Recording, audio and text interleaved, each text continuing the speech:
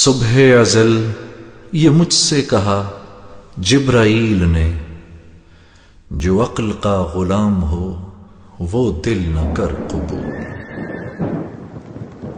بو بکر عمر عثمان ولی، بو بکر عمر عثمان ولی، یاران نبی میں سب سے جلی، بو بکر عمر عثمان ولی، اصحاب محمد حق کے ولی، بو بکر عمر عثمان ولی، یاران نبی میں سب سے جلی، بو بکر عمر عثمان ولی، بو بکر عمر عثمان ولی۔ اسلام نے جن کو عزت دی، اسلام کو قوت جن سے ملی، اسلام نے جن کو عزت دی، اسلام کو قوت جن سے ملی، اسلام نے جن کو عزت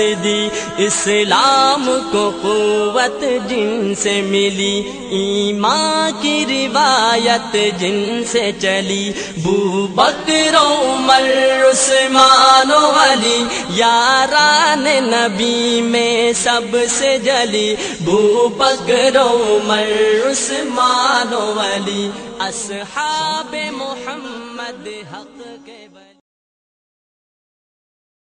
اعوذ باللہ من الشیطان الرجیم، بسم اللہ الرحمن الرحیم، نحمد و نصلی علی رسولہ الکریم، اما بعد، معزز سامعین السلام علیکم ورحمۃ اللہ وبرکاتہ۔ سب تعریف اور جملہ خوبیاں پروردگار عالم کے لیے جو سارے جہانوں کا رب ہے، ساری مخلوق کا روزی رساں ہے۔ اس کی قدرت کاملہ یہ کہ سیاہ پہاڑ پر چلنے والی سیاہ چونٹی کو سیاہ رات میں دیکھتا اور اس کی آہٹ کو سنتا ہے، ویسا باجبروت خدا ہے، سمندروں میں مد و جزر کا پیدا کرنے والا، رات اور دن کا بنانے والا، خزاں و قدر کا مالک و مختار ہے، عزت اور ذلت کا دینے والا وہی پروردگار ہے، زندگی اور موت اسی کے ہاتھ ہے۔ ہم اسی کی حمد و ستائش بیان کرتے ہیں، اسی کی بڑائی کے راگ الاپتے ہیں کہ اس خلاق اکبر نے جو عظیم احسان ہم پر کیا وہ یہی کہ امت محمدیہ میں پیدا فرمایا، اور خود اس امت کی تعریف فرمائی کہ تم بہترین امت ہو، لوگوں کو برائیوں سے روکتے ہو، بھلائیوں کی طرف بلاتے ہو۔ درود و سلام سید العربی العجم جمیل الشیم صاحب الجود والکرم صلی اللہ علیہ وسلم کی ذات اقدس پر، کہ جس ذات گرامی نے عرب کے بدوؤں اور خانہ بدوشوں کو تاریخ انسانی کے کاروان کا سالار بنا دیا۔ بزرگوں اور دوستو، آج ایک ایسے صحابی رسول کا تذکرہ آپ سماعت فرمائیں گے جسے دنیا عمار بن یاسر کے نام سے یاد کرتی ہے۔ تھے عمار بن یاسر جن کا بہت بڑا مقام اور مرتبہ ہے۔ بات دراصل یہ ہے کہ ان کے والد یاسر بن عامر یہ قحطانی ہے، یہ بنو قحطان یمن کا ایک ایسا قبیلہ ہے، اور یہ واپس آنے کے بعد مدینہ منورہ میں جو اوس و خزرج کے قبیلے ہیں تمام قحطانی ہیں وہ۔ تو جب وہ اپنے بھائی کو، ایک گمشدہ بھائی کو ڈھونڈنے کے لیے اپنے دو بھائی مالک اور حارث کے ساتھ آئے مکہ مکرمہ، تو بھائی تو ملاقات ان سے ہو نہ سکی، بھائی مل نہ سکے، لیکن دو بھائی واپس ہو گئے، لیکن حضرت یاسر یہیں پر مقیم ہو گئے، اور یہاں مقیم ہونے کے بعد انہوں نے بنو مغیرہ کے، یعنی بنو مغیرہ کے اندر آپ رہ گئے ابو حذیفہ بن مغیرہ کے پاس۔ ابو حذیفہ بن مغیرہ نے اپنی باندی حضرت سمیہ سے ان کی تمام شادی کر دی۔ یہ شادی ہو جانے کے بعد ان سے جو لڑکے پیدا ہوئے، ایک کا نام تھا عمار، ایک کا نام تھا یاسر۔ اور پھر جب اللہ کے نبی صلی اللہ علیہ وسلم نے اعلان نبوت فرمایا تو اس کے پہلے سارے کا سارا خاندان تمام داخل اسلام ہو گیا۔ حضرت عمار بن یاسر کے تعلق سے یہ بات کہی جاتی ہے کہ آپ اس وقت اللہ کے نبی صلی اللہ علیہ وسلم کے پاس پہنچے جب دار ارقم میں اللہ کے نبی صلی اللہ علیہ وسلم تبلیغ دین حنیف میں تھے، اور حسن اتفاق یہ کہ جب یہ ایمان لانے کے لیے پہنچے تو حضرت صہیب بن سنان رومی وہ بھی وہاں پر پہنچ گئے۔ دونوں نے ایک دوسرے سے بات کی کہ آپ کے آنے کا مقصد، تو حضرت صہیب نے کہا کہ پہلے آپ بیان کرو، تو کہا کہ میں اللہ کے نبی صلی اللہ علیہ وسلم سے ان تمام باتوں کو جو آپ تعلیم دے رہے ہیں وہ سننے کے لیے آیا ہوں، تو کہا کہ میرا مقصد بھی یہی ہے۔ چنانچہ دونوں اللہ کے نبی صلی اللہ علیہ وسلم کی بارگاہ میں پہنچے اور دونوں اسلام سے مشرف ہوئے، ایمان سے مشرف ہوئے، اور ان کو بہت بڑا مرتبہ درجہ ملا۔ ایک روایت کے مطابق تو یہ کہ اس وقت تک 30 آدمی مسلمان ہوئے تھے۔ آپ داخل اسلام ہو گئے، اور اس کے بعد جب کفارہ نے مکہ کو یہ بات معلوم ہوئی تو انہوں نے جو ظلم اور ستم کیا آپ پر، ایک تو غریب الدیار باہر سے آئے ہوئے، اور اس کے بعد پھر مکے کی سرزمین، مشرکین کا زور، تو حضرت عمار بن یاسر کو بھی تختہ مشق بنایا گیا، حرہ کی گرم گرم ریت پر لٹایا گیا، اور پھر آپ کو زرہیں پہنا کے دونوں کو، عبداللہ اور عمار کو دھوپ میں پھینکا گیا۔ آپ کے والد بزرگوار پر اتنا زیادہ ظلم اور ستم کیا گیا کہ وہ ظلم کی سختی سہتے سہتے اس دار فانی سے کوچ کر دیے، اور ان کی ماں سمیہ کو ابو جہل نے، چونکہ ابو جہل کا جو تعلق تھا وہ بنو مخزوم سے تھا، اور پھر ابو حذیفہ بن مغیرہ کے مر جانے کے بعد وہ خاندانی وراثت ان کے جب ہاتھ میں آئی ابو جہل کے، تو اس نے آپ کے نازک مقام پر ایسا برچہ مارا کہ حضرت سمیہ شہید ہو گئیں۔ یہ اسلام کی پہلی خاتون ہے جو درجہ شہادت پر فائز ہوئیں، حضرت عمار بن یاسر کی والدہ محترمہ۔ اب یہاں معاملہ یہ ہوا کہ حضرت عمار کو نہ صرف گرم ریت پر لٹایا جاتا، زرہ پہنا کر دھوپ میں ڈال دیا جاتا، اس کے باوجود بھی انگارے سلگا کر اس کے اوپر لٹایا جاتا، جسم سے چربی گل کر تمام انگاروں کو ٹھنڈا کر دیتی۔ اللہ کے نبی صلی اللہ علیہ وسلم جاتے ہوئے دیکھا آپ نے کہ ظلم اور ستم عمار پر ہو رہا ہے، تو آپ نے کہا کہ اے آگ اسی طرح ٹھنڈی ہو جا جیسے حضرت ابراہیم کے لیے ٹھنڈی ہو گئی تھی، عمار کے لیے ایسے ہی ٹھنڈی ہو جا، نبی کریم صلی اللہ علیہ وسلم نے فرمایا۔ اور پھر اس کے بعد اللہ کے نبی صلی اللہ علیہ وسلم نے دیکھا کہ آپ پر بہت زیادہ ظلم و ستم کیا جا رہا ہے، گرم گرم انگاروں پر لٹایا جا رہا ہے، تو اس وقت اللہ کے نبی صلی اللہ علیہ وسلم جاتے ہوئے کہا اے آل یاسر صبر کرو، جنت تمہاری منتظر ہے۔ اللہ کے نبی صلی اللہ علیہ وسلم نے فرمایا۔ ایک مرتبہ آپ نے دیکھا حضور اکرم صلی اللہ علیہ وسلم نے حضرت عمار روتے ہوئے اللہ کے نبی صلی اللہ علیہ وسلم کے پاس پہنچے تو پوچھا رونے کی وجہ۔ اللہ کے نبی صلی اللہ علیہ وسلم نے انہوں نے گزارش کی کہ اللہ کے نبی کیا بتاؤں، پانی میں مجھے اتنا زیادہ ڈبایا گیا، دم گھٹنے لگا، آپ کے خلاف، اللہ کے خلاف اور ان کے معبودوں کے حق میں جو تمام باتیں وہ لوگ چاہتے تھے میری زبان سے نکالنے پر مجبور کیا گیا۔ اللہ کے نبی صلی اللہ علیہ وسلم نے پوچھا دل کی کیا کیفیت پاتے ہو؟ کہا کہ اللہ وحدہ لا شریک پر غیر متزلزل یقین رکھتا ہوں۔ تو کہا کہ پھر کوئی بات کی فکر نہ کرو، اور اگر ایسا ہی کبھی مرحلہ آ جائے تو اس کے اوپر اسی انداز سے تم گفتگو کرو، اس لیے کہ اللہ تعالیٰ نیتوں پر فیصلے کرنے والا ہے۔ یعنی کسی قسم کے ایسا حزن اور ملال کی ضرورت نہیں، اپنی جان بچانے کے لیے تم نے یہ کام کیا اور یہ کام تمہارا اس وقت کا درست ہے، لیکن ایمان کی حالت تمہاری بہت درست ہے، اس تعلق سے کسی قسم کی کوئی بات نہیں کی جا سکتی۔ اللہ کے نبی صلی اللہ علیہ وسلم کے ساتھ جب یہ مدینہ منورہ آ گئے، یعنی اللہ کے نبی صلی اللہ علیہ وسلم نے جن لوگوں کو حکم دیا تھا، ابو سلمہ کو، حضرت صہیب کو، اور یہ لوگ جب اللہ کے نبی صلی اللہ علیہ وسلم کے ساتھ یعنی مدینہ منورہ آ جانے کے بعد اللہ کے نبی صلی اللہ علیہ وسلم نے وہاں پر آپ کا ایک بندوبست کے لیے ایک خطہ زمین دیا کچھ دنوں کے بعد، اور کچھ دنوں تک تو صفا کی اس محفل کے اندر بھی شریک رہے، یعنی تعلیم حاصل کرنے کے لیے، اور تعلیم اللہ کے نبی صلی اللہ علیہ وسلم سے حاصل کرتے رہے۔ غزوہ بدر سے لے کے غزوہ تبوک تک جتنے غزوات ہوئے اس میں سب میں حضرت عمار بن یاسر برابر کے شریک رہے۔ جب مسجد نبوی کی یا مسجد قباء کی بنیادیں رکھی جا رہی تھی، یعنی جب آپ قباء کی بستی میں پہنچ گئے، تو اس وقت بھی حضرت عمار بن یاسر کا معاملہ یہ ہوتا کہ سب لوگ اگر ایک اینٹ اٹھا رہے ہوں تو یہ دو اینٹ لاتے، اور تمام مسجد قباء کے لیے جو پتھر جمع کیے گئے اس میں حضرت عمار کا بہت بڑا ہاتھ ہے، انہوں نے بہت سارے پتھر جمع کیے اور اس تعمیر کے اندر برابر آپ نے لگا دیا۔ اور جب مسجد نبوی کی بنیادیں تمام رکھی گئیں تو اس وقت بھی بہت زیادہ آپ نے جوش اور جذبے کے تحت کام کیا، دو اینٹیں اٹھا کے لانے لگے، تو اللہ کے نبی صلی اللہ علیہ وسلم نے ان کے چہرے سے گرد صاف کرتے ہوئے جب لوگوں نے یہ کہا کہ عمار آج وزن اٹھاتے ختم ہو جائیں گے، تو نبی کریم صلی اللہ علیہ وسلم کی زبان مبارک سے نکلا عمار کو ایک باغی گروہ شہید کرے گا جو حق پر نہیں ہوگا۔ تو اللہ کے نبی صلی اللہ علیہ وسلم نے اسی وقت وہ بات کی پیشن گوئی فرما دی، اور اس کے بعد حضرت عمار بن یاسر اللہ کے نبی صلی اللہ علیہ وسلم کے دامن سے ایسے چمٹے رہے کہ مت پوچھیے۔ اور اس کے بعد پھر اللہ کے نبی صلی اللہ علیہ وسلم کے حیات طیبہ میں حضرت خالد بن ولید کے ساتھ ایک سریے میں جانے کا اتفاق ہوا، تو وہاں پر پہنچنے کے بعد رات میں جب پڑاؤ ڈال دیا گیا اور معاملہ یہ تھا کہ صبح ان کے اوپر تمام حملہ کیا جائے، تو اس وقت ایک شخص نے آ کر حضرت عمار سے ربط پیدا کرتے ہوئے کہا کہ میں مسلمان ہو گیا ہوں اور میری اپنی بستی کے سارے لوگ تمام بھاگ گئے ہیں، کیا مجھے بھی ان لوگوں کے ساتھ بھاگ جانا چاہیے؟ اس وقت حضرت عمار نے کہا کہ آپ رہیے اپنے پاس، آپ کو بھاگنے کی ضرورت نہیں، اس انداز سے آپ نے کیا۔ اور صبح خالد بن ولید نے جب اس قبیلے کے اوپر چڑھائی کی تو اس وقت ہوا یہ کہ سارے لوگ تو بھاگ گئے. یہ آدمی جس کو حضرت عمار نے ٹھہرنے کے لیے کہا تھا وہ رک گیا. تو اس کے تمام خاندان کے ساتھ حضرت خالد بن ولید نے انہیں گرفتار کیا. تو حضرت عمار نے جا کر ان سے یہ کہا کہ میں نے انہیں امان اس لیے دی ہے کہ یہ مسلمان ہو گئے ہیں. حضرت خالد بن ولید بڑے غصے میں آ گئے. انہوں نے کہا کہ تم کو امان دینے کی کیا ضرورت ہے جبکہ میں سپہ سالار ہوں. انہوں نے کہا کہ آپ سپہ سالار ضرور ہیں لیکن یہ مسلمان ہو گئے ہیں اس لیے میں نے انہیں امان دی ہے. تو حضرت خالد بن ولید اس بات کو برداشت نہ کر سکے. لیکن جب اللہ کے نبی صلی اللہ علیہ وسلم کی بارگاہ میں دونوں پہنچے تو حضرت عمار بن یاسر نے کہا کہ اللہ کے نبی میں نے ایک ایسے شخص کو جس نے ایمان قبول کیا ہے میں رکنے کے لیے کہا اور اگر یہ نہ رکتا تو تمام اپنے قوم کے ساتھ وہ بھی بھاگ سکتا تھا لیکن میرے رکا دینے کے بعد وہ رک گیا ہے. لیکن حضرت خالد نے اس انداز سے زیادتی کی.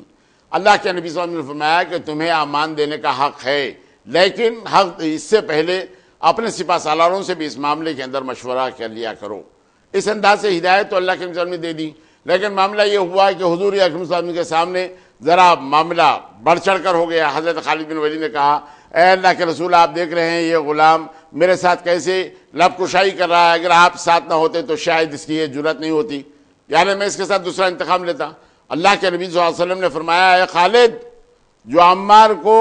نقصان پہنچائے گا جو عمار کو تکلیف پہنچائے گا اللہ کو تکلیف پہنچائے گا اور جو اللہ کو تکلیف پہنچائے گا وہ یعنی اللہ کے نبی صلی اللہ علیہ وسلم نے اس تعلق سے کہا کہ عمار کی تکلیف یعنی اللہ کی تکلیف اس انداز سے آپ نے فرمایا. اور اس کے بعد حضرت عمار یہ تمام باتیں سن کر وہاں سے اٹھ کر چلے گئے.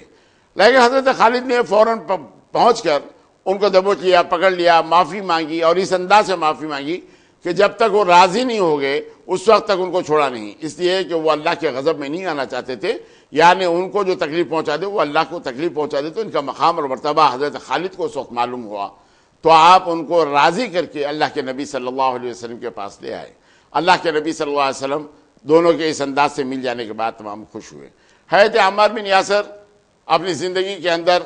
انہوں نے جو کارنامے انجام دیے وہ اس انداز سے کہ جس وقت اللہ کے نبی صلی اللہ علیہ وسلم کے اس وصال کے بعد حضرت ابوبکر صدیق جب خلیفہ منتخب ہو گیا اور ارتداد کا جب مسئلہ شروع ہوا یعنی لوگ مرتد ہونے لگے اور اسلام سے منحرف ہونے لگے تو اس وقت بڑی ثابت قدمی کے ساتھ ان سے مقابلہ کرنے والی شخصیت کا نام عمار بن یاسر ہے. نہ صرف یہ بلکہ مسلمہ ابن کذاب نے جب نبوت کا دعویٰ کیا اور حضرت ابوبکر صدیق نے ان کی سرکوبی کے لیے جمعیتیں بھیجی اکرمہ بن ابی جہل کو بھیجا خالد بن ولید کو بھیجا تو اس وقت ہوا یہ کہ حضرت عمار اس وقت اس انداز سے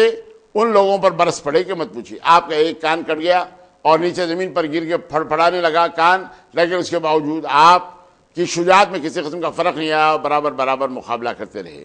تاکہ ایک ایسا بھی وقت آ گیا جب دشمن ذرا مسلمانوں پر بھاری پڑ گئے تو آپ اس وقت ایک ٹیلے پر چڑھ گئے اور ٹیلے پر چڑھنے کے بعد آپ نے للکارتے ہوئے کہا کہ اے مسلمانوں کیا جنت سے بھاگ رہے ہو؟ دیکھو میں عمار بن یاسر ہوں آؤ میرے ساتھ اور اس کے بعد ہم مقابلہ کریں گے. اس انداز سے تمام بھاگنے والے مسلمان حضرت عمار بن یاسر کے ساتھ آ گئے تو انہوں نے شکست کو فتح میں بدل دیا. اس انداز سے اللہ تعالیٰ نے ان لوگوں کو وہاں پر کامیابیوں سے نوازا اور اس کے بعد یہ لوگ کامیابی اور کامرانی کے ساتھ حضرت ابوبکر صدیق کو آ کر یہ تمام باتیں سنا دی. ملک شام میں جب یہ تمام فتوحات کا دورہ شروع ہوا تو حضرت عمار بن یاسر نے اپنے آپ کو اس میں پیش کیا. حضرت عمار بن یاسر کا مقام اور مرتبہ حضرت عمر کے پاس بہت زیادہ تھا. حضرت عمار بن یاسر کو کوفے کا گورنر آپ نے بنایا اور 1 سال 9 مہینے تک وہاں کے گورنر بھی آپ رہے. لیکن وہاں پر معاملہ یہ ہوا اہل کوفہ اپنے کسی گورنر سے خوش نہیں ہوتے تھے اور اس لیے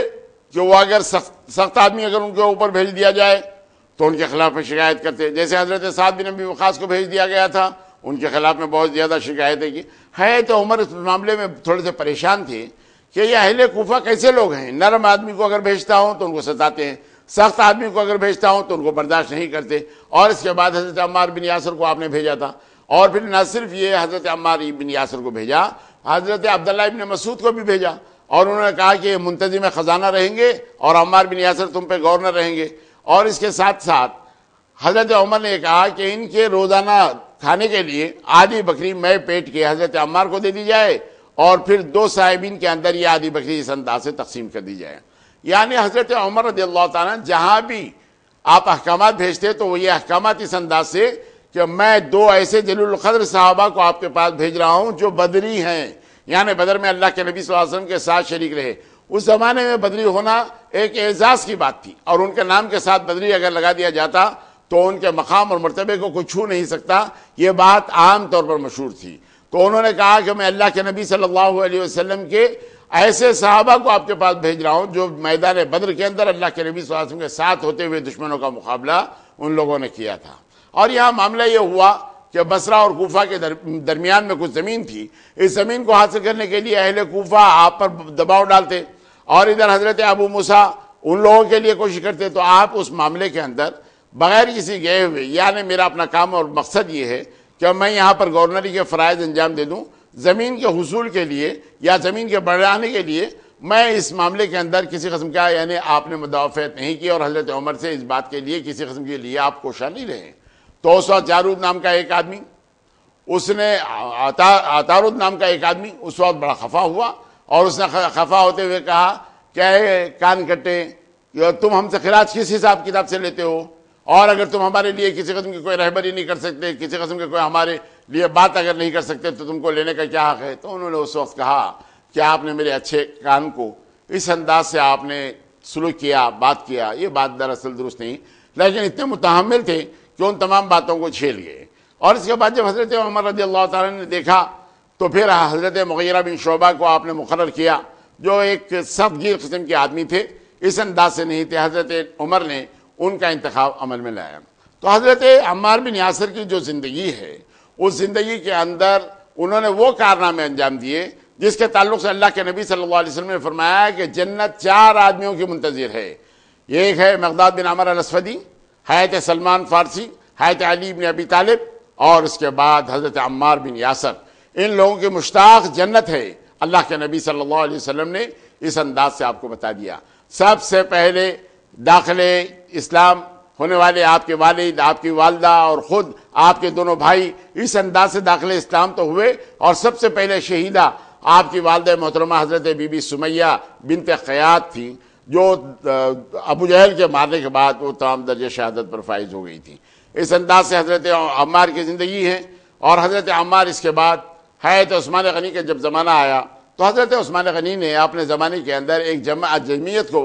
ایک جماعت تحقیقی کمیٹی بنائی، اور تحقیقی کمیٹی بنانے کے بعد وہ تمام کے تمام ممالک عربیہ میں بھیج دیا آپ نے، مصر کے اندر، کوفے کے اندر، بصرہ کے اندر، وہ تمام لوگ گئے اور وہاں کے تمام حالات معلوم کرنے کے لیے کہ وہ سبائی فرقے کے لوگ کس انداز سے تمام دست درازی کرتے ہیں اور لوگوں کے درمیان جاتے ہیں۔ اس وقت آپ مصر گئے، مصر جانے کے بعد وہاں پر آپ نے دیکھا، اور سب لوگ جب واپس آ گئے، اس کے باوجود حضرت عمار بن یاسر آئے تو بہت زیادہ دنوں کے بعد واپس آئے، اور زیادہ دنوں کے بعد واپس آنے کے بعد سارے لوگوں کو تھوڑی سی تشویش رہی کہ ان کے زیادہ دن کیوں گزر گئے۔ آنے کے بعد ان لوگوں کے تعلق سے حضرت عمار بن یاسر نے کچھ ایسے الفاظ استعمال کیے جس کی وجہ سے اس بات کا شک و شبہ ہوا کہ حضرت عثمان پر یہ بھی تنقید کر رہے ہیں۔ اس بات کا جب شائبہ ہوا تو حضرت عثمان کے غلاموں نے ان کو بڑا زرد و کوب کیا، اور اس انداز سے زرد و کوب کیا کہ ایک پھسلی کی ہڈی ٹوٹ گئی، جسم تمام متورم ہو گیا۔ اور پھر اس کے بعد جب قبیلہ بنو مخزوم کے لوگوں کو معلوم ہوا، جن سے ان کے والد کے تعلقات تھے اور ان کے اپنے تعلقات تھے، تو بنو مخزوم کے لوگ آئے اور انہوں نے کہا کہ اگر عمار بن یاسر کو کسی قسم کی کوئی تکلیف پہنچے یا مر جائے تو ہم کاشان خلافت کو گھیر لیں گے، یعنی حضرت عثمان کے گھر کو گھیر لیں گے، اور ہم سخت انتقام ان کے ساتھ لے لیں گے، کریں گے۔ اس لیے کہ ان کے تمام غلاموں نے ان کو اس انداز سے زد و کوب کیا تھا۔ لیکن حضرت عثمان غنی کا اس معاملے میں معاملہ یہ تھا کہ حضرت عثمان غنی نے کسی پر ظلم اور زیادتی کرنے کے تعلق سے آپ نے کہا ہی نہیں، اس لیے کہ اس وقت جلیل القدر صحابہ حضرت عثمان غنی سے جب آپ نے تعلق رکھا، اور جلیل القدر صحابہ نے آپ کو مشورہ دیا کہ یہ چند مٹھی بھر لوگ ہیں جو تمام فساد پھیلا رہے ہیں، اگر آپ حکم دے تو یہ تمام کے تمام ختم ہو سکتے ہیں۔ تو اس وقت حضرت عثمان غنی نے یہ کہا تھا، ایک پنچنا لگانے کے بعد جو جسم سے فاسد خون بہتا ہے، میں یہ نہیں چاہتا کہ اللہ کے نبی صلی اللہ علیہ وسلم کے اس دارالہجرت میں میری وجہ سے ایک پنچنا لگانے کے بعد جو فاسد خون بہتا ہے وہ خون بھی بہایا جائے، یہ بھی میں برداشت نہیں کر سکتا۔ یہ حضرت عثمان غنی کے خیالات تھے، اور ان کے غلاموں نے جب ان کو زد و کوب کیا تو اس کے بعد بہت زیادہ وہ بات بری ہوئی۔ اور اس کے بعد جب حضرت عثمان غنی کا انتقال ہو گیا، شہید ہو گئے آپ، تو اس کے بعد حضرت علی ابن ابی طالب جب خلیفہ منتخب ہو گئے تو حضرت علی ابن ابی طالب کے دست راست ہوئے حضرت عمار بن یاسر. حضرت عمار بن یاسر جنگ جمل کے اندر محاصرے کے اندر حضرت علی ابن ابی طالب نے آپ کو سپہ سالار بنایا اور اس انداز سے آپ نے بے خوفی کے ساتھ جنگ و جدال کیا. لیکن جنگ میں جانے سے پہلے حضرت امام حسن کے ساتھ عمار بن یاسر کو کوفے کی مسجد میں بھیج دیا گیا، جہاں حضرت ابو موسیٰ اشعری لوگوں کو اس بات کی ترغیب دے رہے تھے کہ ایسے پرآشوب ماحول میں کسی قسم کا کوئی ساتھ نہ دیں، بلکہ آپ خاموش اپنے گھر میں رہیں. تو یہ بھی ایک قسم کا جہاد ہے. اس انداز سے وہ تمام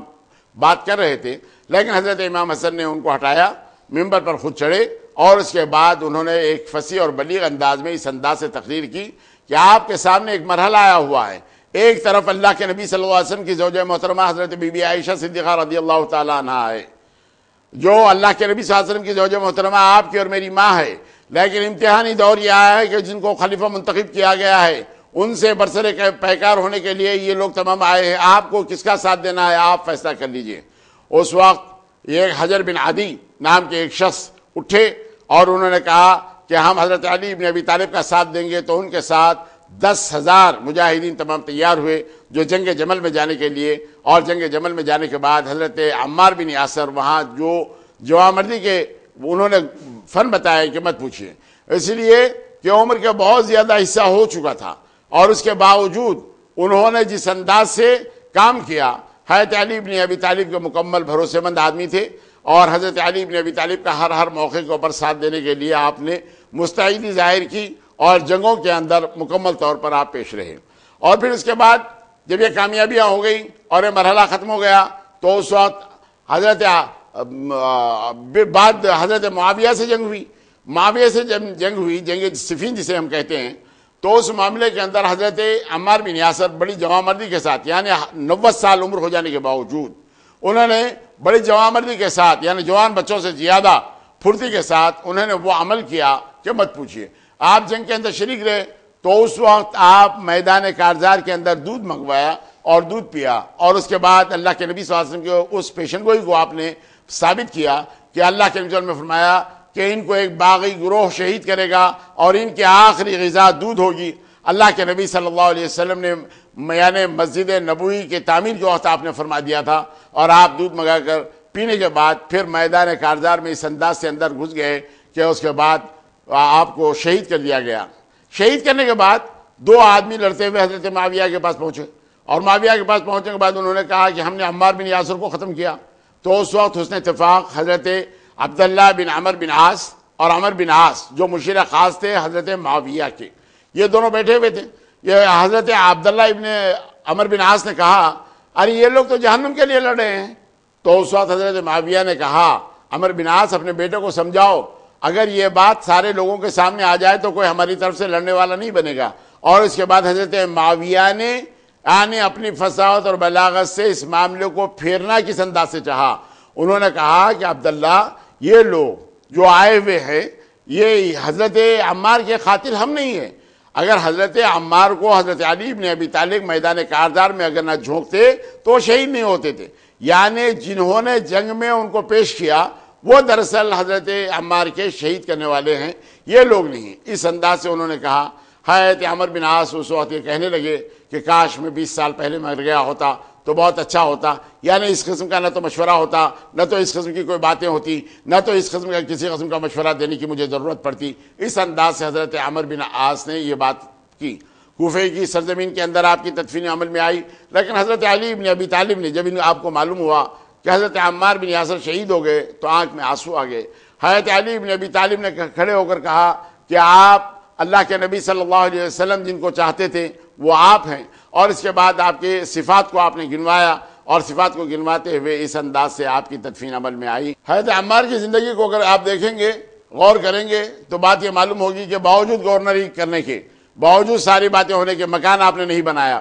اور باوجود گورنر ہونے کے خود جا کے گھر کا جو سودا سلوف ہوتا وہ خود اپنے ہاتھوں لاتے اور پھر جن کو ضرورت ہوتی ان لوگوں کی بھی خدمت اس انداز سے انجام دیتے. حضرت علی ابن ابی طالب سے محبت کا یہ عالم تھا کہ اگر کوئی حضرت علی بن ابی طالب کے خلاف میں نازیبا الفاظ اگر استعمال کرتا تو آپ اس کو برداشت نہیں کر سکتے. یعنی محبت علی میں اتنے سرشار تھے کہ مت پوچھیے. یہ حضرت عمار بن یاسر جن سے 62 حدیثوں کے راوی ہیں آپ. حد یہ کہ اللہ کے نبی صلی اللہ علیہ وسلم نے علم تو بہت زیادہ حاصل کیا لیکن اس کو پیش کرنے کے لیے بہت محتاط رہے, اور بہت محتاط رہنے کے بعد صرف 62 حدیثوں کے راوی ہیں, اور 90 سال کی عمر تک بڑا مجاہدہ کرتے رہے, اور ہر جنگ میں اللہ کے نبی صلی اللہ علیہ وسلم کے ساتھ بدر کی وادی سے لے کر بدر میں, احد میں, خندق میں, اور حدیبیہ میں, اور اس کے بعد حنین میں, اس کے بعد طائف میں, اس کے بعد تبوک میں بھی شریک رہے. یعنی وہ 27 غزوات جس میں اللہ کے نبی صلی اللہ علیہ وسلم شریک رہے. حضرت عمار بن یاسر اپنے آپ کو اللہ کے نبی صلی اللہ علیہ وسلم کے ساتھ ساتھ جوڑے رکھے, اور ہر معاملے کے اندر, ہر جنگ کے اندر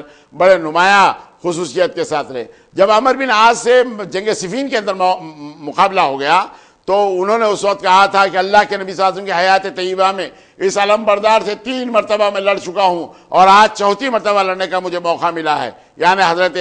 عمر بن عاص جو حضرت معاویہ کے دست راست, حضرت معاویہ کے مشیر خاص, اور وہ میدان کارزار کے اندر جب لڑ رہے تھے تو حضرت عمار نے انہیں للکارتے ہوئے کہا کہ میں اللہ کے نبی صلی اللہ علیہ وسلم کی حیات طیبہ میں جبکہ تم حالت کفر میں تھے 3 مرتبہ لڑ چکا ہوں, اور یہ 4تھی مرتبہ میں پھر تمہارے ساتھ نبرد آزما ہوں. اس انداز سے آپ نے کہا. اور حضرت عمار بن یاسر واقعی طور پر شجاع تھے. اور پھر دوسری بات یہ کہ اللہ کے نبی صلی اللہ علیہ وسلم سے جو محبت کا تقاضا تھا, اللہ کے نبی صلی اللہ علیہ وسلم سے جو الفت تھی, اس بات کا جو اظہار تھا کہ مت پوچھیے. اللہ کے نبی صلی اللہ علیہ وسلم نے بارہا آپ کو دعائیں دی اور جنت کی بشارتیں دی, اور اللہ کے نبی صلی اللہ علیہ وسلم کی ان بشارتوں میں حضرت عمار بن یاسر برابر کے شریک رہے. اللہ کے نبی صلی اللہ علیہ وسلم کی جب بارگاہ میں حضرت عمار بن یاسر پہنچے تو اللہ کے نبی صلی اللہ علیہ وسلم نے فرمایا طیب بالمطیب, آپ نے فرمایا کہ یعنی اے پاکیزہ اور صاف انسان. اس انداز سے آپ کو اللہ کے نبی صلی اللہ علیہ وسلم نے لقب دیا. اور حضرت عمار بن یاسر معاملہ یہ ہوا کہ حضرت عمر رضی اللہ تعالیٰ کے ساتھ ایک مرتبہ تھے کہ غسل کی حاجت دونوں کو ہو گئی. تو حضرت عمار نے زمین پر بہت زیادہ لوٹتے ہوئے, یعنی جیسے تیمم کرتے ہیں اس انداز سے بہت زیادہ لوٹتے ہوئے آپ نے اس کے بعد نماز ادا کر لی, اور حضرت عمر نے نماز ادا نہیں کی. لیکن حضرت عمر کے زمانے میں جب ایک آدمی آیا اور اس نے حضرت عمر سے کہا کہ اگر ایسا کوئی معاملہ ہو جائے تو کیا کیا جائے, حسن اتفاق حضرت عمار بن یاسر بھی تھے. انہوں نے کہا کہ اے خلیفۃ الرسول, کیا وہ بات یاد نہیں کہ آپ کو اور مجھے غسل کی حاجت تھی, اور میں زمین پر بہت زیادہ لوٹتے ہوئے اپنے آپ کو اس انداز سے پاک کرتے ہوئے میں نماز پڑھ لیا, اور آپ اس وقت نماز نہیں پڑھے. اور پھر جب اللہ کے نبی صلی اللہ علیہ وسلم سے آ کر اس بات کا میں نے تذکرہ کیا تو اللہ کے نبی صلی اللہ علیہ وسلم نے فرمایا اتنا زیادہ لوٹنے کی کیا ضرورت تھی, تمہارا تیمم کر لینا ہی کافی تھا. اس لیے اللہ کے نبی صلی اللہ علیہ وسلم نے تیمم کرتے ہوئے یہ بتلا دیا کہ اس مٹی کو جھاڑتے ہوئے آپ چہرے کے اوپر اور ہاتھوں پر اگر مل لیتے تو آپ کے لیے غسل ہو گیا تھا. اس انداز سے آپ اگر ادا کر لیتے تو کافی تھا. یہ اللہ کے نبی صلی اللہ علیہ وسلم کی زبان مبارک سے جو بات آپ نے سنی تھی وہ بات حضرت عمر رضی اللہ تعالیٰ نے بتا دی. تو حضرت عمر نے کہا کہ ہاں یہ بات درست ہے, اور اللہ کے نبی صلی اللہ علیہ وسلم نے اس انداز سے ہمیں ہدایت دی تھی. اسی انداز سے اگر کوئی معاملہ اگر ہو جائے, اگر ضرورت ہو جائے اور اگر پانی نہ ملے تو آپ تیمم کرنے کے بجائے, آپ غسل کرنے کے بجائے تیمم اس انداز سے کرتے ہوئے وقت اگر تنگ ہو تو آپ ادا کر لیں. اس بات سے اللہ کے نبی صلی اللہ علیہ وسلم نے جو احکامات دیے تھے ان احکامات کو حضرت عمار بن یاسر نے جب حضرت عمر کے سامنے پیش کیا تو حضرت عمر نے آنے والے سائل کو اس سائل کا جواب دیتے ہوئے اللہ کے نبی صلی اللہ علیہ وسلم کی اس حدیث کو آپ نے سامنے رکھا. اور اس انداز سے حضرت عمار بن یاسر کی تمام زندگی رہی. حضرت عمار بن یاسر کو حضرت عمر رضی اللہ تعالیٰ بہت زیادہ اونچا مقام دیے ہوئے تھے. حد یہ کہ وہ تمام کے تمام عمرہ جو قبیلوں کے سردار تھے, جس کے اندر ابو سفیان بن حرب, سہیل بن عمر, اور یہ تمام لوگ جب آ گئے, اور اکرمہ بن ابی جہل, تو اس وقت اللہ کے حضرت عمر رضی اللہ تعالیٰ نے حضرت عمار بن یاسر کو, حضرت سلمان فارسی کو, حضرت بلال حبشی کو, حضرت صہیب رومی کو آپ نے اندر بلایا اور ان سے پہلے گفتگو کی. اس وقت ابو سفیان بن حرب جو قبیلے کے سردار تھے, یعنی ان لوگوں کے دل اور دماغ سے باوجود اسلام لانے کے وہ تمام باتیں نہیں نکلی تھیں. انہوں نے کہا کہ چلو ہم پر غلاموں کو زیادہ فضیلت دے دی گئی. حضرت ابو سفیان نے کہا تو اس وقت حضرت عمر نے بھی ان کا جواب دیا. اور ایک روایت یہ ہے کہ اس وقت سہیل بن عمر نے بھی ان کی بات کا جواب دیا تھا. حضرت عمر نے کہا کہ اسلام تو سب کے لیے برابر آیا تھا, لیکن جن لوگوں نے سبغت کی ان لوگوں کے لیے مقام، ان کے مدارج بہت زیادہ بلند ہے، اور اس لیے کہ آپ لوگ تو بعد میں جب اسلام تمام پھیل گیا اس وقت داخل اسلام ہونے والے لوگوں میں ہے، لیکن ان لوگوں کا جن کا شمار ہے، جن کو میں نے پہلے بلایا ہے، یہ سب سے پہلے داخل اسلام ہونے والے ہیں، یعنی سابقون الاولون میں جن کا شمار ہوتا ہے، میں ان لوگوں کو بلایا اور ان لوگوں سے پہلے بات کی۔ اس انداز سے حضرت عمر نے بھی ان کا جواب دیا۔ لیکن مقام اور مدارج جو ان لوگوں کے تھے، حضرت عمار بن یاسر کے، حضرت صہیب رومی کے، حضرت سلمان فارسی کے، حضرت بلال حبشی کے، کہ حضرت عمر ان لوگوں کی قدر و منزلت جانتے تھے کہ اللہ کے نبی صلی اللہ علیہ وسلم نے ان کے ساتھ کیا قدر و منزلت کی، اللہ کے نبی صلی اللہ علیہ وسلم نے ان کے ساتھ کیا سلوک کیا، اور اللہ کے رسول صلی اللہ علیہ وسلم نے ان کی دلجمعی کے لیے، ان کی بڑائی کے لیے کیا کیا باتیں اور کیا کیا ان کی تعریف اور توصیف کس انداز سے فرمائی، یہ ساری باتوں سے حضرت عمر بن خطاب واقف تھے، اور اسی لیے انہوں نے اس انداز سے ان لوگوں کے مقام اور مرتبے کو جہاں پر رکھنا تھا، جس انداز سے گفتگو کرنا تھا، جس انداز سے بات کرنا تھا، اور ان کی دلجمعی کے لیے جو بات ہو سکتی تھی، وہ تمام کا تمام وہ لوگ کام کرتے رہے۔ یعنی اللہ کے نبی صلی اللہ علیہ وسلم بھی یہ نہیں چاہتے تھے کہ کسی قسم کی کوئی تکلیف ہو اور کسی قسم کی کوئی بات ہو، اس لیے کہ ایک مقام کے اوپر بیٹھے ہوئے حضرت صہیب رومی ہے اور حضرت عمار بن یاسر ہے، حضرت سلمان ہے، وہاں سے ابو سفیان بن حرب کا ایک مرتبہ گزر ہو گیا، ابھی حالت کفر میں تھے وہ، تو اس وقت ان لوگوں کی زبان سے نکلا کہ اللہ کی تلواروں میں کہ کوئی تلوار اس دشمن خدا پر آج تک نہیں پڑی اور یہ زندہ جاوید ہے ابھی تک۔ تو اس وقت حضرت ابوبکر صدیق نے کہا کہ تم ایک ایسے سردار کے تعلق سے، یعنی قریش کا جو سردار ہے اس کے تعلق سے اس انداز کی گفتگو کرتے ہو۔ اس انداز سے ان لوگوں کو ٹوکتے ہوئے جب اللہ کے نبی صلی اللہ علیہ وسلم کے پاس آئے تو اللہ کے نبی صلی اللہ علیہ وسلم نے فرمایا کہ اے ابوبکر، کیا تم نے ان لوگوں کو خفا کیا؟ کیا وہ لوگ تمہاری بات سے تھوڑا سا وہ ہوئے، مقدر ہوئے؟ تو اس وقت کہا کہ اگر تم نے ان لوگوں کو کسی قسم کا ناراض کیا تو ان کی ناراضگی میں اللہ کی ناراضگی ہے۔ اللہ کے نبی صاحب نے صاف طور پر یہ فرما دیا، تو فوراً حضرت ابوبکر صدیق پہنچے اور ان لوگوں سے مخاطب ہو کر کہا، اے میرے بھائی، کیا میری بات سے تم کو خفگی ہوئی ہے، کسی قسم کی تکلیف پہنچی ہو تو اس کے لیے میں معذرت خواہ ہوں۔ تو ان لوگوں نے کہا کہ اے ابوبکر، آپ سے ہم کو کس قسم کی تکلیف ہو سکتی ہے؟ اس انداز سے ان لوگوں نے یہ کہا۔ پتہ نہیں کیا بات ہے کہ اس وقت ابو حذیفہ بن مغیرہ جو بنو مخزوم کے تھے، جن کا سلوک آل یاسر کے ساتھ اچھا تھا، یعنی آپ کے باپ کے ساتھ، حضرت عمار کے ساتھ اور آپ کے بھائی کے ساتھ ضرور اچھا تھا، لیکن بچپنے ہی میں حضرت عمار کو ان لوگوں نے آزاد کر دیا تھا، لیکن حضرت سمیہ کو اپنے پاس قید رکھا تھا، جس کی وجہ سے ان کی شہادت ہو گئی۔ اللہ کی بارگاہ میں میری دعا ہے کہ پروردگار عالم ہمارے گناہوں کو معاف فرما دے، ہمارے اسلاف کے نقش قدم پر چلنے کی توفیق عطا فرما، الہ العالمین ہم پر کرم فرما، رحم فرما، فضل فرما، ہمارے مرحومین کی مغفرت فرما، ہماری دعاؤں کو نبی کریم صلی اللہ علیہ وسلم کے صدقہ طفیل میں قبول فرما، وصلی اللہ علی محمد النبی الامہ وآلہ وصحبہ وسلم، الحمدللہ رب العالمین، وآخر دعوانا الحمدللہ رب العالمین۔